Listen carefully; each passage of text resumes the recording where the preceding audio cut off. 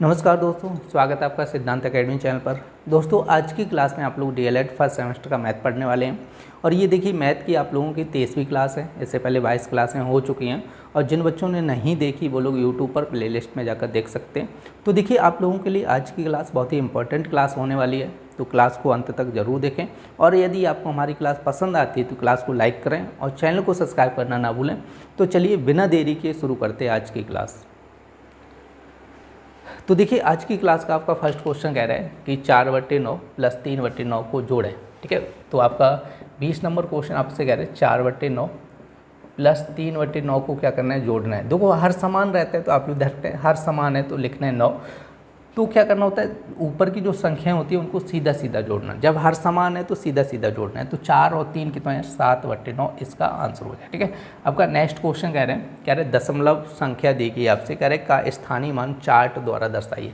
देखो आप लोग देखते हैं जैसे स्थानीय मान निकालना होता है तो इसको हम लोग ऐसे निकालते हैं। जैसे यहाँ पे 3 का तो 3 रहेगा, 5 का कितना हो जाए, 50 हो जाए। ठीक है, जैसे यहाँ पे 4 का निकालना तो 4/10 हो जाएगा, और 6 का निकालना तो 6/, कितना है 2 अंक बाद है ना तो 100 हो जाए। ये 9 का निकालना है तो 3 अंक बाद है ना तो 1000 हो जाए। ठीक है, तो इसको समझना है, स्थानीय मान आप लोगों को बता चुका हूँ। ठीक है, तो यहाँ से आपको क्या करना है, एक टेबल बनानी है इस टाइप से।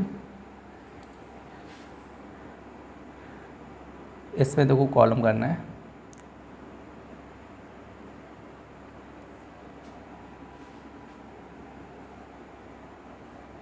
ठीक है, तो इस टाइप से आपको 3 3 6 7 कॉलम करने हैं और यहाँ से ये पार्टीशन डाल देना है। ठीक है, इस टाइप से टेबल बनाना है। आपसे कह रहे हैं चार्ट द्वारा दर्शाना है आपको। ठीक है, तो ये चीज़ रखना है। तो यहाँ पे फर्स्ट कॉलम में आपको क्या लिखना है, स्थान, और यहाँ पे लिखना है स्थानीय मान। ठीक है, क्या लिखना है, स्थानीय मान, इस चीज़ रखना है। अब देखो ऊपर हमें लिखना है स्थान, क्या लिखना है यहाँ पर, देखो पॉइंट यहाँ पे लगे।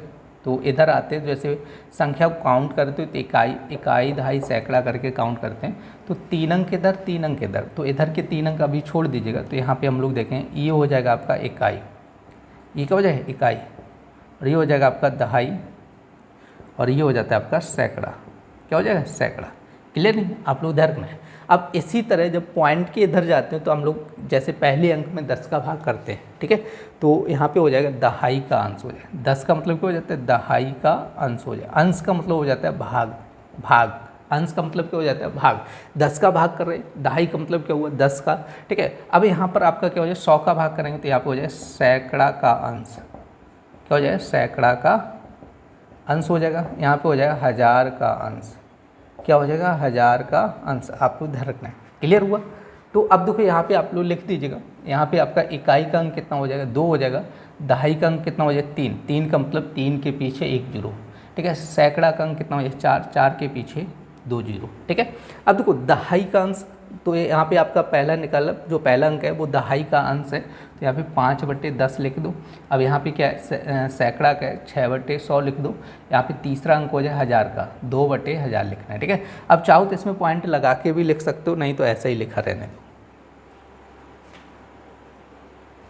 देखिए आपका नेक्स्ट क्वेश्चन कह रहे हैं गुणनखंड किसे कहते हैं। कह रहे हैं कि जब किसी संख्या या बहुपद को 2 या 2 से अधिक छोटे छोटे घटकों से गुणन करने के रूप में लिखा जाए तो उसे गुणनखंड कहते हैं। जैसे आप लोग सुनो, 12 का हम लोग गुणा करेंगे 4×3। कह रहे हैं कि जब किसी संख्या या बहुपद को 2 या 2 से अधिक छोटे घटकों के गुणन के रूप में लिखा जाए, जैसे 12 को हमने छोटे छोटे घटक 4×3 लिख दिया, 4×3 हो गया, तो 12 के 4×3 क्या हो गए, इसके गुणनखंड हो जाए। ठीक है, जैसे हमने लिखा यहाँ पे 15 को लिखा 3×5। तो देखो 15 एक संख्या है। अब इसको क्या किया, 2 या 2 से अधिक छोटे छोटे घटकों में तोड़ लिया और उनके गुणन के रूप में लिख दिया। कैसे लिख लिया, 3×5 लिख दिया। अगर हम लोग 3×5 करेंगे तो आएगा तो 15 ही, बात तो वही लिखी। ठीक है, तो वही कह रहा है, इसको हम लोग क्या कहते हैं, गुणनखंड कहते हैं। देखिए आपका नेक्स्ट क्वेश्चन कह रहे हैं अपवर्तक किसे कहते हैं। कुछ संख्याओं के अपवर्तक बताइए। कह रहे अपवर्तक में ध्यान देने योग्य बातें बताइए।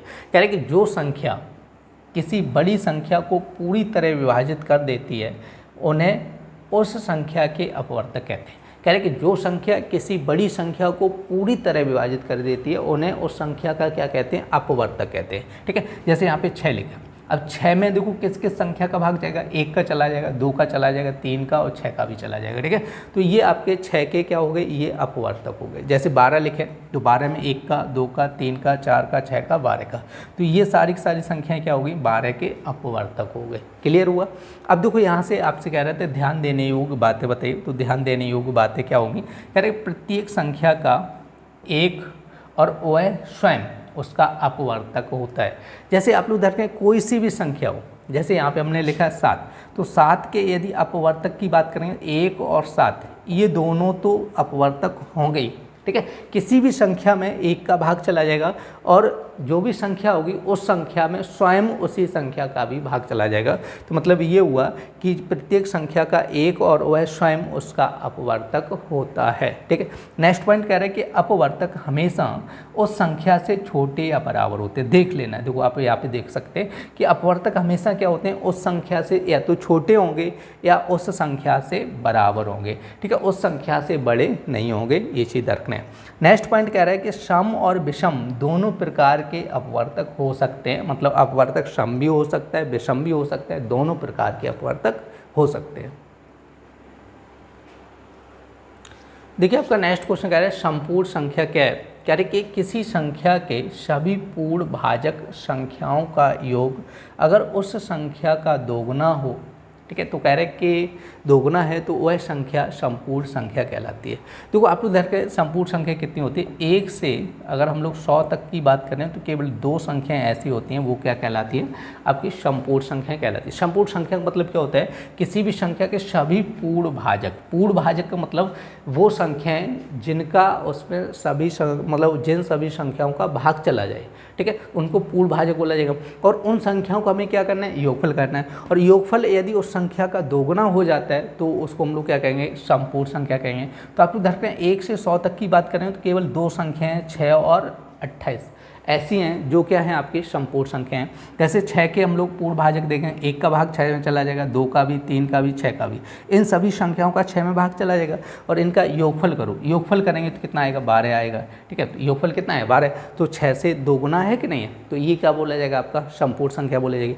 जैसे 28 के करो, देखो 1, 2, 4 का भी चला जाएगा, 7 का भी, 14 का भी, 28 का भी, जब इन सब का योगफल करेंगे तो कितना आएगा, 56 आएगा, ठीक है। तो 28 का भाग देखो, वो सॉरी 28 से ये दोगुना हो गया कि नहीं हो गया, तो इसका मतलब ये दोनों संख्याएं क्या है, आपकी संपूर्ण संख्याएं। और आप लोग ये चीज़ रखते हैं 1 से 100 तक केवल 2 ही संख्याएं होती हैं जो क्या है, संपूर्ण संख्याएं।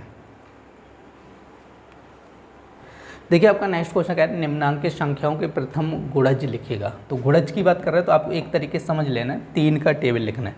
जैसे 3 गुणे 1 कितना है, 3, 3 गुणे 2 कितना है, 6, 3 गुणे 3 9, 12 हो जाएगा, 15 हो जाएगा, डॉट डॉट कर दीजिए, ठीक है, ऐसे करना है। अब जैसे 4 का लिखना है तो 4, 8, 12, 16, 20, डॉट डॉट।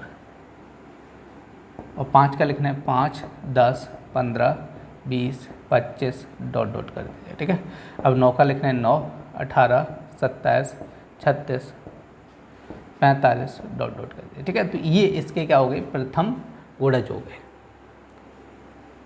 देखिए आपका नेक्स्ट कह रहा है 7 के सभी अपवर्त ज्ञात कीजिए, जो कह रहे हैं 100 से कम हो, तो मतलब 7 के अपवर्त पूछ गए तो उसको 7 का अपवर्त लिखना है। अपवर्त मतलब 7 का टेबल एक तरीके से समझ लीजिएगा। तो यहाँ पे लिखना है 7, 14, 21, 28, 35, 42, 49, 56, 63, 70, उसका जाएगा 77, उसका 84, 91, 98, ठीक है। तो आपसे कह रहे हैं देखो 100 से कम की बात कर रहा है तो यहीं तक आपको लिखना है, 100 से ज़्यादा नहीं लिखना है, ठीक है, 100 से कम रहना चाहिए। देखिए आपका नेक्स्ट क्वेश्चन कह रहा है कि अभाज्य संख्याएं एवं भाज्य संख्याएं किसे कहते हैं। देखो फर्स्ट आपका कह रहा है अभाज्य, ठीक है, अभाज्य संख्या की बात कर रहा है तो ध्यान रखना है कि वे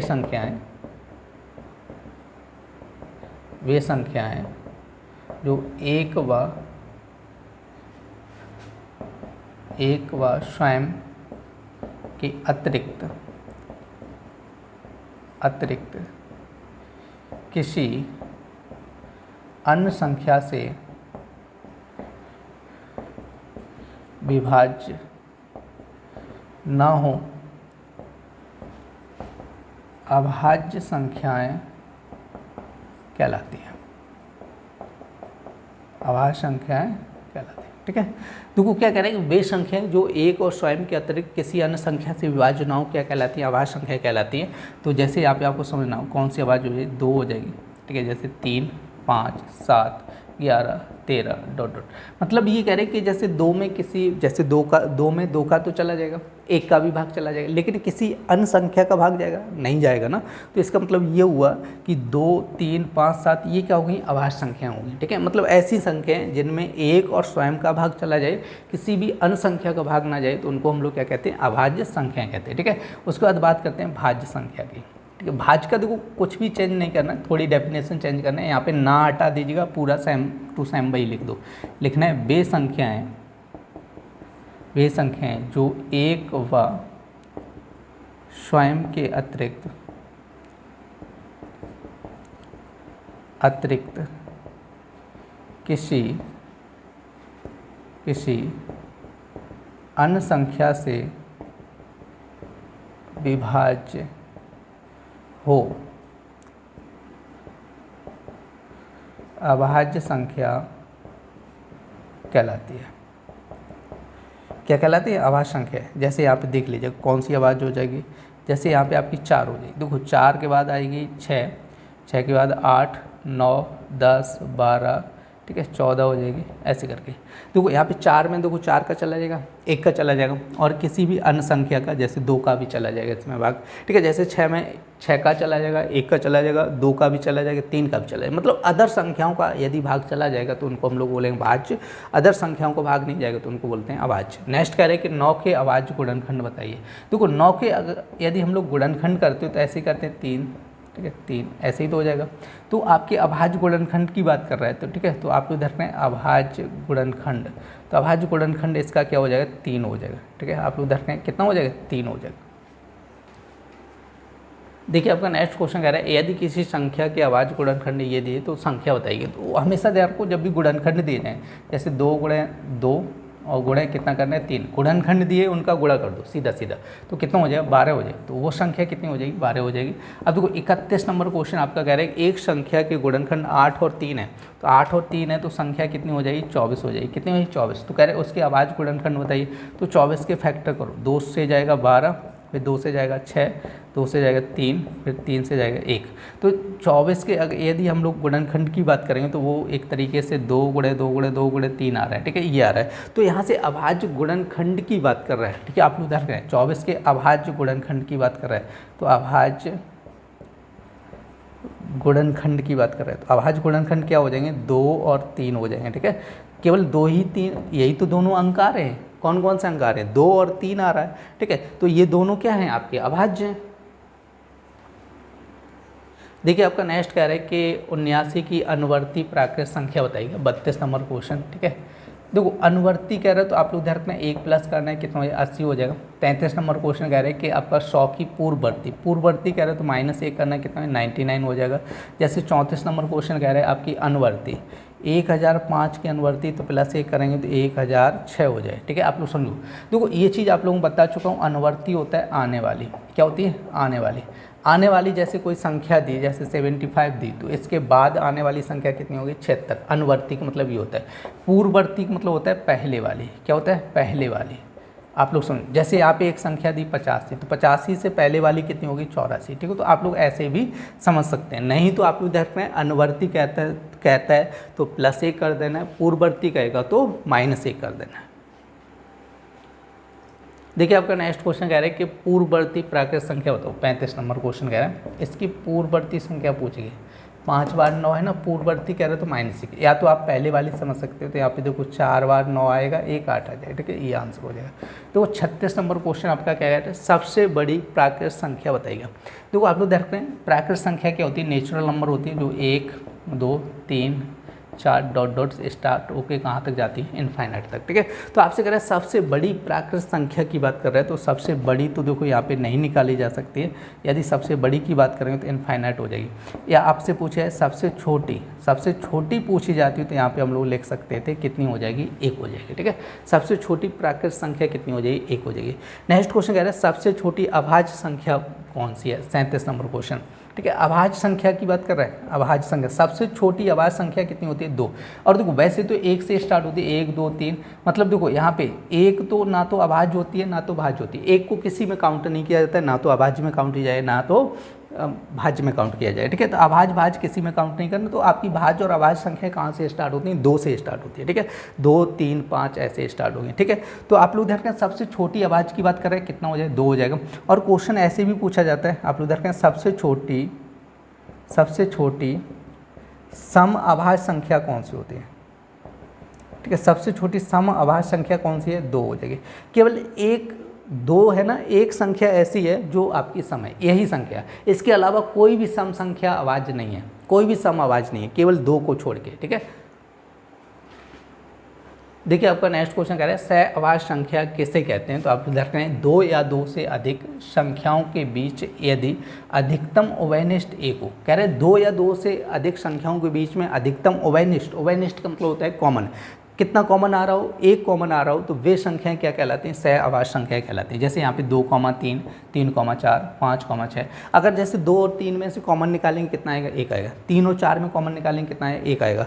5, 6 में कॉमन निकालेंगे कितना आएगा, 1 आएगा। तो वही कह रहे हैं कि 2 या 2 से अधिक संख्याओं के बीच यदि अधिकतम उभयनिष्ठ एक हो, कितना हो, अधिकतम उभयनिष्ठ एक हो, उभयनिष्ठ का मतलब अधिकतम कॉमन कितना होना चाहिए, 1 हो, तो वे संख्याएं सह अभाज्य संख्याएं कहलाती है। वे संख्या क्या कहलाती है, सह अभाज्य संख्याएं कहलाती है। देखिए बच्चों, आज की क्लास में आप लोगों ने डीएलएड फर्स्ट सेमेस्टर का मैथ पढ़ा था। उम्मीद है आज की क्लास के सारे क्वेश्चन आप लोगों को बहुत अच्छे से समझ आए होंगे। और यदि आप लोगों को हमारी क्लास पसंद आई तो क्लास को लाइक करें और चैनल को सब्सक्राइब करना ना भूलें। तो चलिए फिर मिलते हैं ऐसी नेक्स्ट क्लास में, तब तक के लिए धन्यवाद।